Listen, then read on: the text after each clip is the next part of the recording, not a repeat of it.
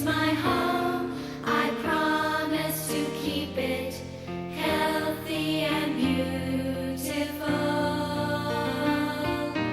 I will love the land, the air, the water, and all living creatures. I will be. My name is Commissioner Frank Avila of the Metropolitan Water Reclamation District of Greater Chicago. And this is a senior network show. And the name of the show is Prostate, Good, Bad, or Ugly. And as my guest, I have Jerry O'Neill. Hi, Frank. Glad to be on the show, Jerry. Thank you. And Jerry is a prostate cancer survivor. Yes, I am. I earned a PhD in prostate education over the last 8 years. I had prostate cancer in '06. I chose radiation as a modality to take care of it. And then it came back 2 years ago. And of course, since I had the radiation, I had to have it radically removed. So I went to the University of Chicago to a Dr. Gregory Zagaya, who was absolutely amazing. I had the robotic surgery. That was also amazing. The next day I woke up and the pain was negligible. It was really mild. And he told me, he came in to tell me, he said, we got it all, everything's fine. And then unfortunately, August 1st, I went in for a test and found out that they did not get it all, and I still had a problem. So when I say I have a PhD, I've learned all the different avenues that do occur with the prostate cancer. So currently, because it's recurred, I'm taking a hormone therapy, and that's currently keeping it in remission. Now, Jerry, let's start from the beginning. There's this thing is called PSA, and I think that's the beginning Right. of when you are going to see if you have cancer in your prostate. Right. Right. You know, the women, their cancer is in the breast. The Right. majority of the women gets cancer in the breast. In the men, it's in the prostate. Right. And why do the women talk more about breast cancer, and the men, we don't talk about prostate cancer and the PSA? Yeah, I think men want to be strong and stoic, and they don't want to admit to having a weakness, whereas women, I mean, they're more inclined to be going to doctors than we are. And the PSA is a prostate-specific antigen, and it just measures that in your blood. So once you get that measurement, if it's higher than it should be or a certain number, then you'll find that you have to go further with different things. And you know, they're changing the healthcare system. And my name is Commissioner Frank Avila, and I'm running for re-election for the Water Reclamation District. And the reason why I'm running for re-election is that because our health and our new way of determining if we have prostate cancer is such that they recommend not to have a PSA, and I think that's wrong. I think they say what 3 or 6 out of 100. What's the statistics on that? Well, one out of 3 people, men, will have prostate cancer. Well, prostate. And how do they first detect it? They detect it by your PSA. That's correct. And here now the new guidelines are saying that you don't have to have a PSA to detect if you have cancer or not, because most men will die of other things than prostate cancer. But you were saying before the show that if you're sick, what do they test for first? Well, if someone doesn't take your temperature, you won't know if you have a fever, and you won't know if your body is in some kind of a problem. A PSA is an indicator that tells you that you must go further, you should go further. You could have a problem. You may not have a problem, but after the testing, I would rather have a false positive than have a very positive conclusion to my life. Yes, and I would recommend every male out there to have a PS test, maybe after they're 50 years old. Yeah.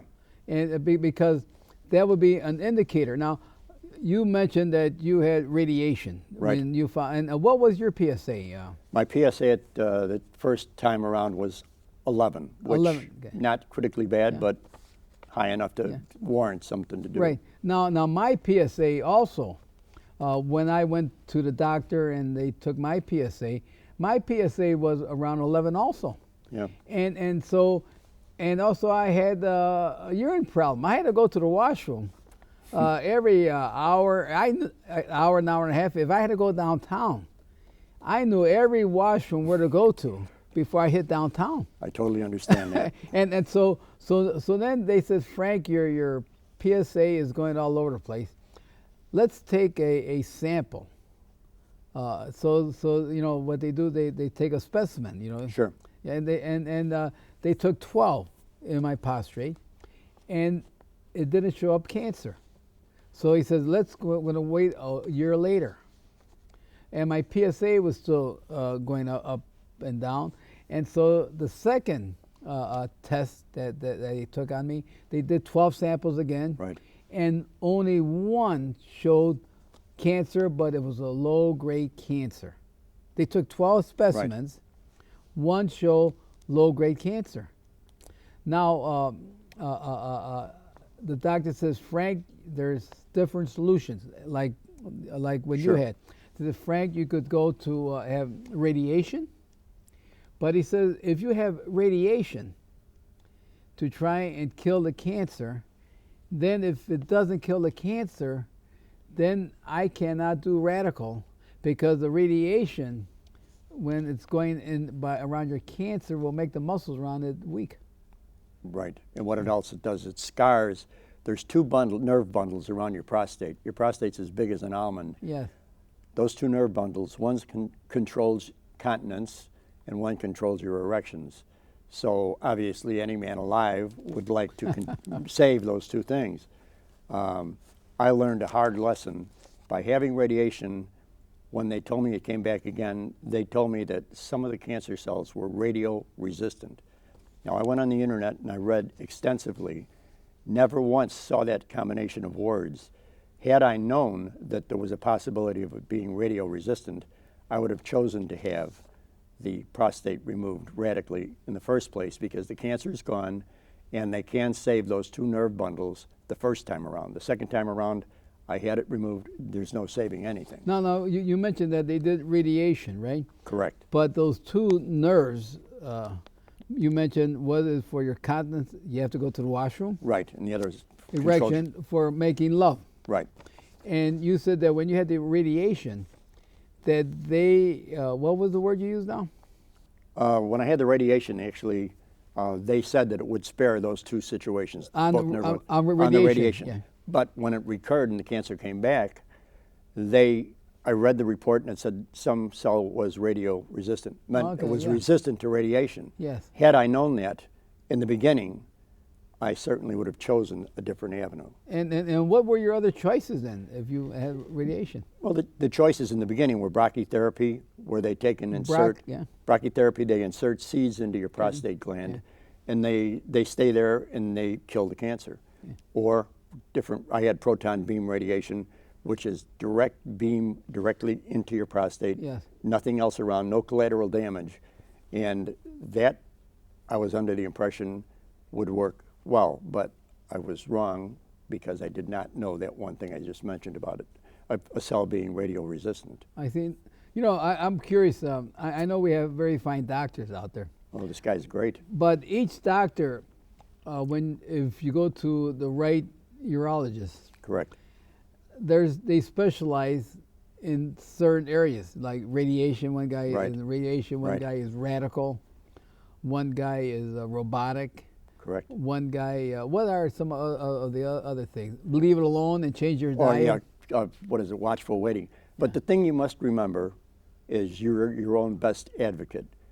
It is up to you as a man to go online, go everywhere you can, find all the information you can. I found us2ustoo.org. Yes. It had more answers for everything than I ever saw. What's that again now? Us2, ustoo.org.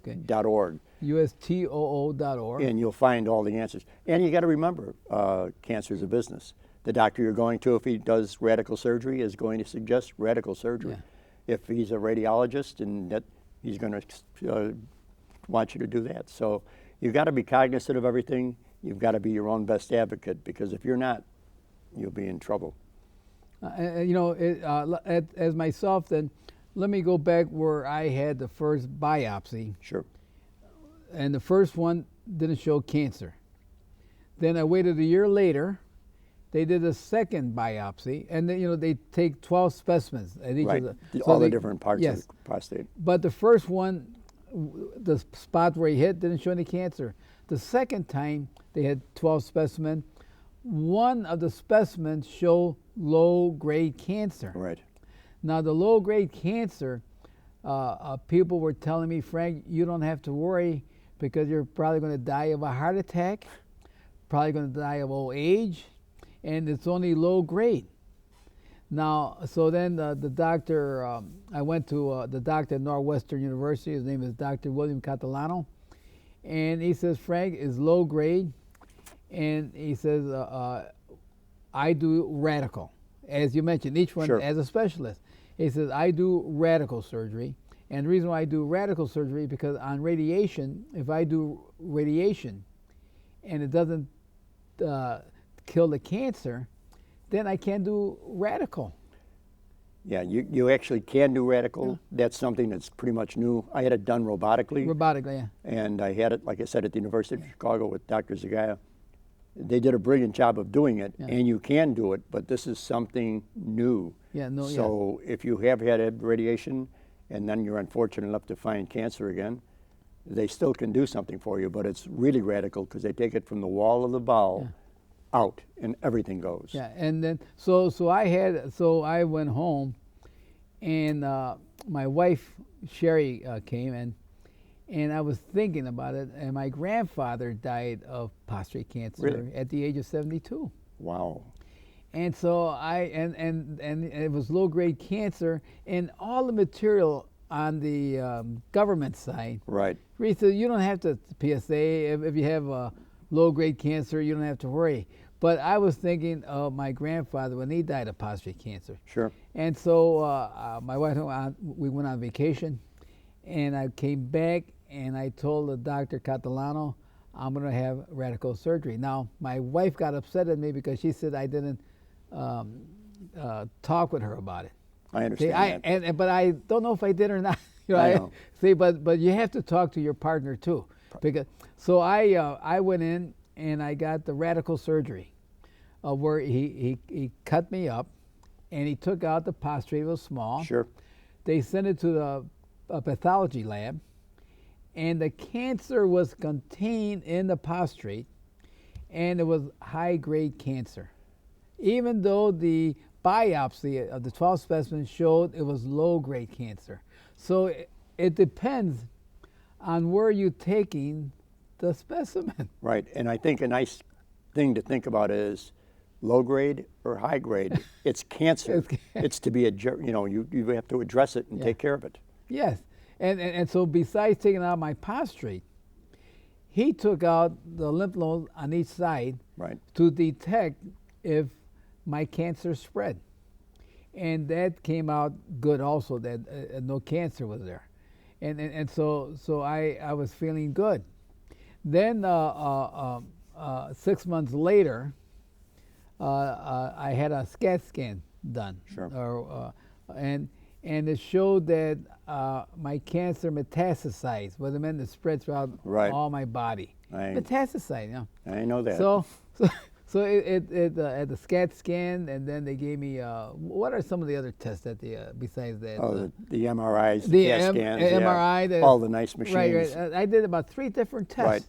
3 different tests, and they all agreed to the first guy. What the first guy said, that it metastasized. Right.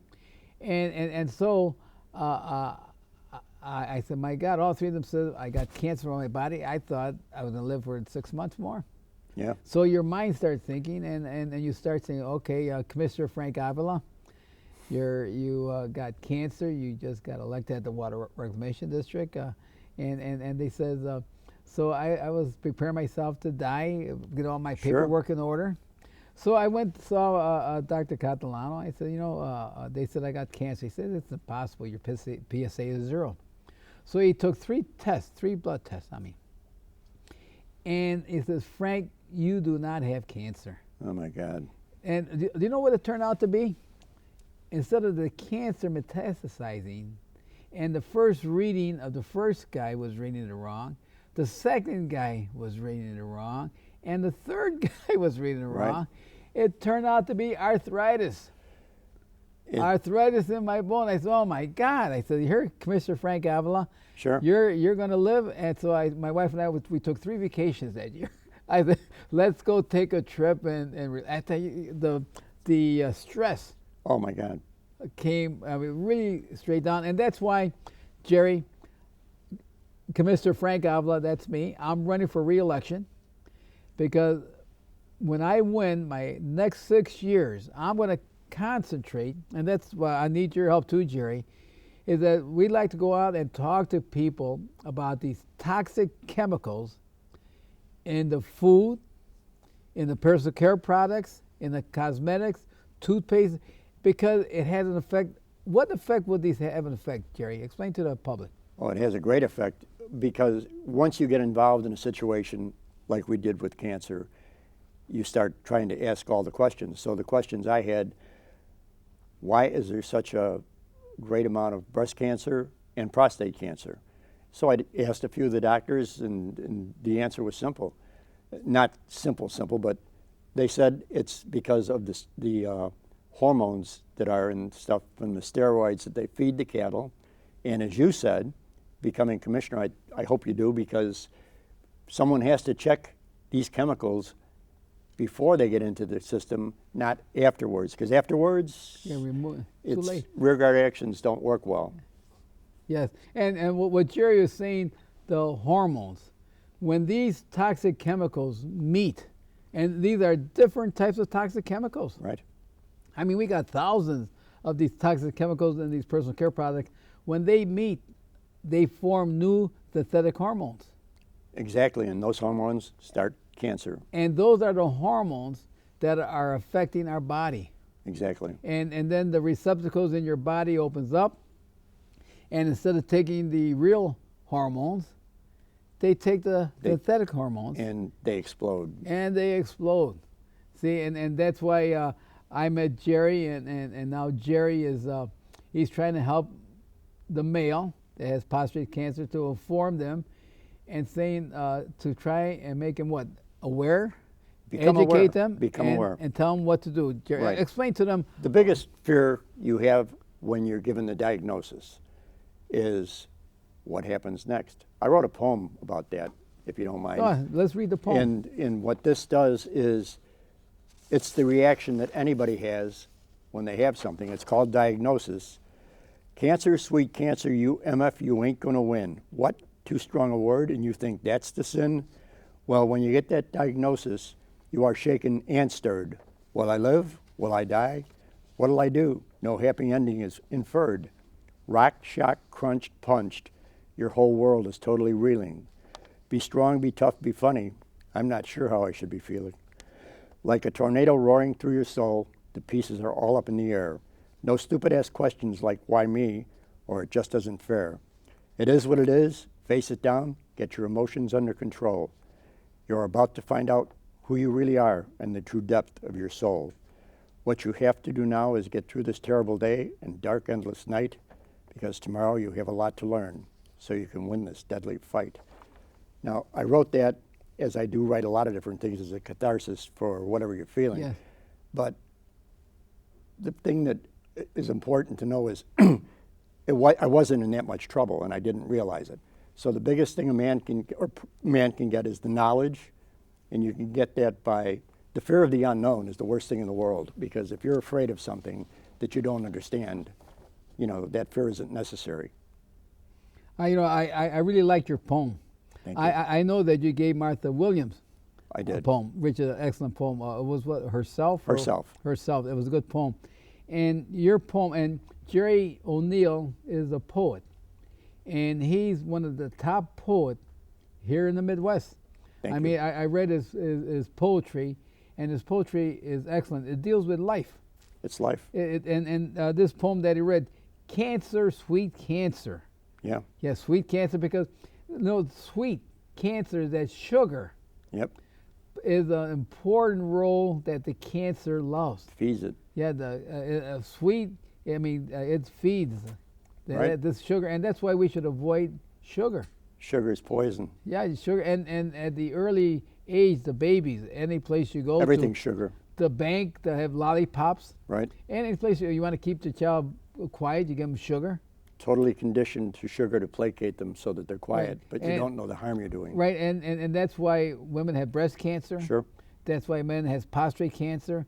That's why our babies are being born with these adult diseases. Right. And these are what Jerry was mentioning on the food that we eat, the hormones and the Right. steroids, and the public should start being made aware that the manufacturers put these ingredients in there for you to buy more and more of it, and a lot of them don't even care if you're healthy or not. They just keep on buying it. It's all about money. They don't care about the effect. And I think what you're doing or what you're planning on doing is to find these toxic chemicals before they get into the system, because once they're there, prevention. you identify them. It's difficult to get them out. And you're right, Jerry, and that's why my name is Commissioner Frank Avila. I'm running for re-election. I appreciate you come out and vote for me in the primary here in Cook County. And why are we treating everything at the back end when it's too late? Because all these toxic chemicals that comes into our wastewater plants, and that's the office I'm running for, Metropolitan Water Reclamation District of Greater Chicago, we treat it at the back end. Right. And it's too late. It's already in the environment. Our Damage is babies have it, the adults have it, the dogs, even dogs, any creature has it. Though it's in the water, it's in our food. It should start at the prevention. Don't even put it in the system. That's simple, isn't it? That's the answer, but money trumps right. health. Right. They're putting pesticides now in the seed for growing crops. Right. Yeah, and so it's a big problem that we're facing, and then your kids are being born, and some of them have challenges. They have challenges, and a lot of those challenges, you'll find that there's a lot more children with mental problems now that are being born, and they also attribute it to the chemicals you're talking about. Sure, and so this is why if anyone has prostate cancer, I think, Jerry, you'll be happy to talk to them, right?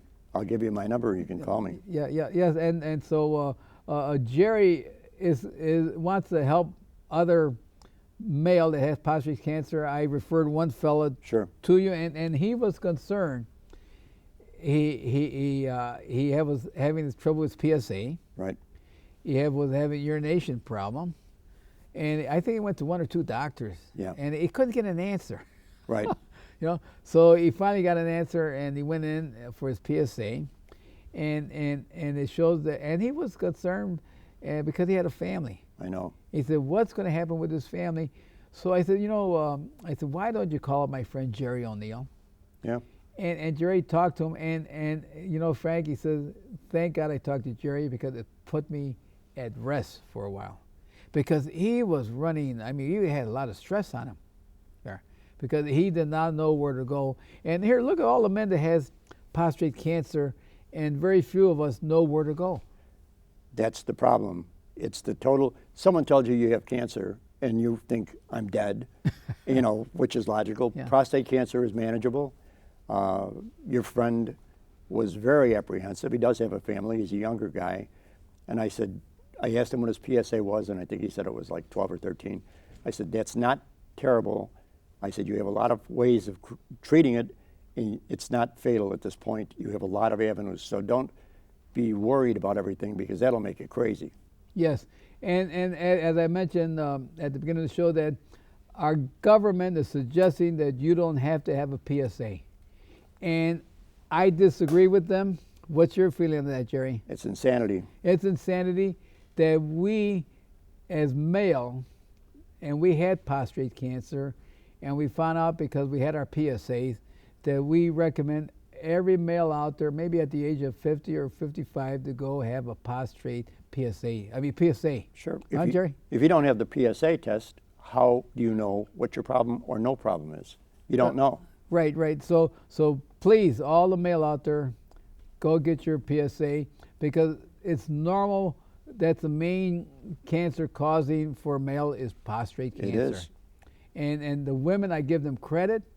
their breast cancer. They're out. They have a well group out there to inform all the other women about breast cancer. We as male should do the same thing and go out and help the other males about their prostate cancer. I think they should. That Us Too is an organization. Us Too, yeah. They do that. Yes. My wife was on that every day when I had the prostate cancer. Sure. Jerry had the radiation, then he had the robotic. I had the radical. Yes, I do have urine problems. I could only last an hour and a half, but it's okay. Hey, I know where all the bathrooms are between Right. my house and everywhere. It's okay, and I'm living a normal life. I'm happy. I take a test every 6 months on my PSA, and it's been 0. Yep. And I did change my diet. I'm eating more vegetables, more organic food. Yep.